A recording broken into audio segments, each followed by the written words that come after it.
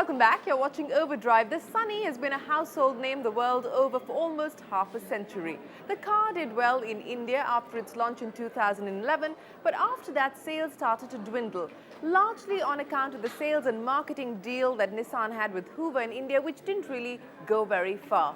But since February this year, Nissan has decided to take matters into its own hands, and it's also launched a facelifted version of the car.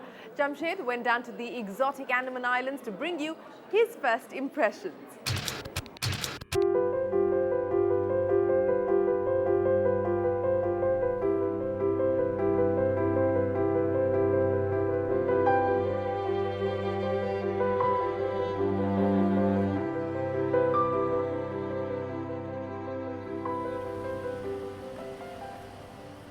The Nissan brand is at a crossroad in India. Not only is it dealing with the fresh success of its new compact SUV, the Terrano, it's also dealing with the revival of a whole brand from the stable, the Datsun brand. So it's only natural to feel that some of the products like the Nissan Sunny would feel a little bit neglected. Now, despite the global success of the Sunny for decades now, in India it's not done as well as Nissan had hoped it would. Well, now Nissan has given it a new fresh lease in life, and we're here in the beautiful islands of Andaman and Nicobar to find out how big that change really is. The most evident change to the new Nissan Sunny is the new face.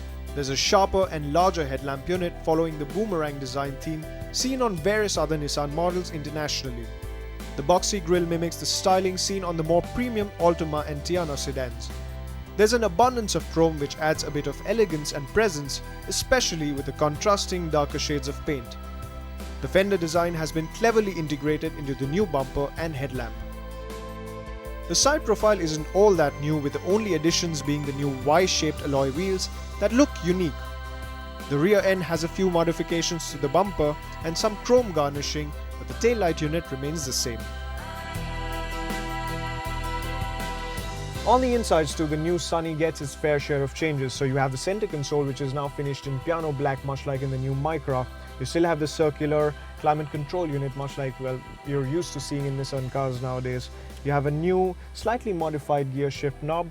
The instrument cluster is now backlit in white color. There's an all-new steering wheel with a triangular design. It's a 3-spoke wheel, which is quite smart according to me. It gets functional steering mounted controls as well. But the real USP for the Sunny has always been its interior space, and well, in the new Sunny that hasn't changed. Especially for the rear passengers, I think this is one of the most spacious cars in its segment.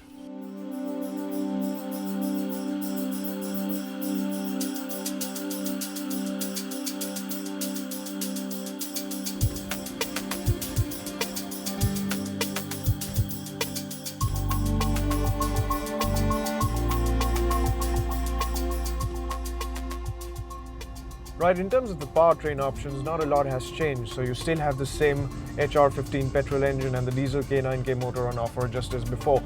The HR15 petrol engine hasn't been changed at all, but the diesel K9K now gets an ECU remap for further improving the fuel efficiency. Both engines are mated to the same 5-speed manual gearbox, and the petrol engine retains the CVT automatic as well.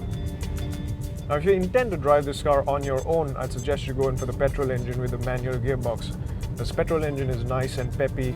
It's got about, say, around about 100 PS of max power.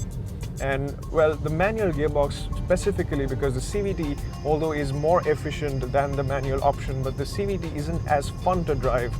Now, we keep talking about the rubber band effect and the fact that the revs keep on building, but the car really is going nowhere.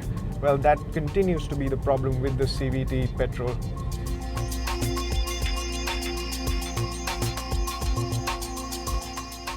Now, the diesel engine, on the other hand, is the same 1.4 litre K9K engine that you've seen on many Renault Nissan products. Now, on some of these products, this engine makes in excess of 120 to 130 PS of max power. On this, it makes only about 86 PS of max power.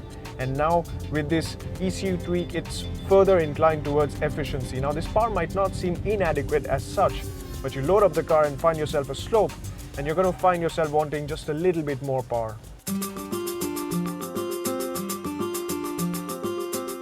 If we speak about the dynamics, nothing much has changed because you have the same suspension setup, the same dimensions, and the same tires.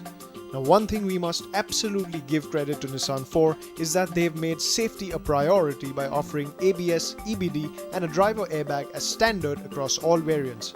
In fact, the top-end XV variant also gets passenger and side airbags. So not only does it boast of truckloads of interior room and boot space, it is also one of the safest cars in this segment. And these are features that make it quite lucrative as a family sedan.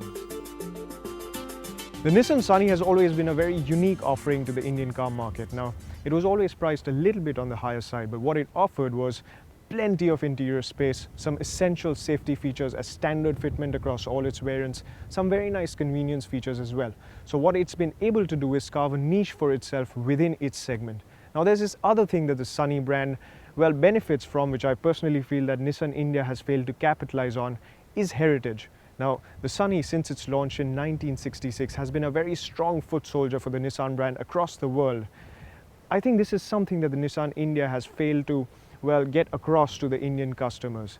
Well, now with its split with Hoover, Nissan will take over the marketing and sales of all its products. Will that spell a different story for the new Sunny in India? Let's wait and find out.